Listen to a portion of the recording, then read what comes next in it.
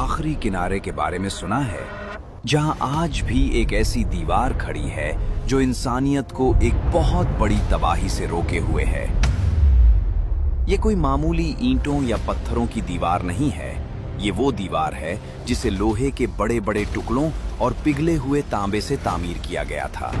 इस दीवार के पीछे हजारों सालों से एक ऐसी मखलूक कैद है जो अगर आज बाहर निकल आए तो जमीन का सारा पानी पी जाए और हर जी रूह को खत्म कर दे।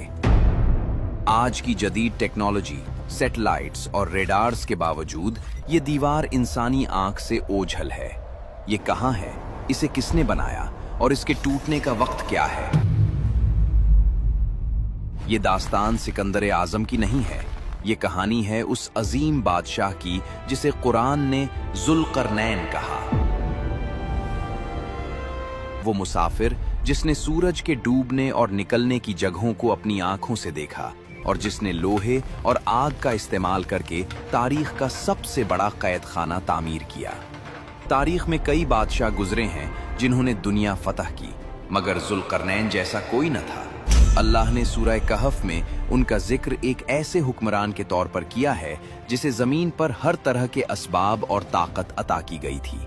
उनका सफर किसी तख्त, ताज या हीरे जवाहरात के लिए नहीं था, बल्कि जमीन पर अदल और इंसाफ कायम करने के लिए था। कुरान बताता है कि वो पहले मगरिब की तरफ गए, यहाँ तक कि उस आखिरी हद पर पहुंचे जहां जमीन खत्म होती थी और समुंदर शुरू होता था। वहां उन्होंने सूरज को एक सियाह कीचड़ वाले चश्मे में डूबते हुए देखा। फिर वो मशरिक की तरफ गए, जहां एक ऐसी कौम थी जिनके पास सूरज की तपिश से बचने के लिए कोई इमारत या साया न था। वो लोग जमीन के गारों में छुपकर जिंदगी गुजारते थे। मगर उनका तीसरा सफर सबसे ज्यादा पुरअसरार और खौफनाक था। चलते चलते जुल्करनैन शुमाल की जानिब एक ऐसे अनजान रास्ते पर निकल गए जो इंतहाई दुश्वार गुजार था। यहाँ तक कि वो एक ऐसी जगह पहुँचे जो दो पहाड़ों के दरमियान थी। ये दो फलकबोस पहाड़ थे जिनके दरमियान एक बहुत बड़ा रास्ता यानी दर्रा था। यहाँ वादी में एक ऐसी कौम आबाद थी जिनकी जबान समझना तकरीबन नामुमकिन था। वो दुनिया से कटे हुए, खौफजदा और सहमे हुए लोग थे।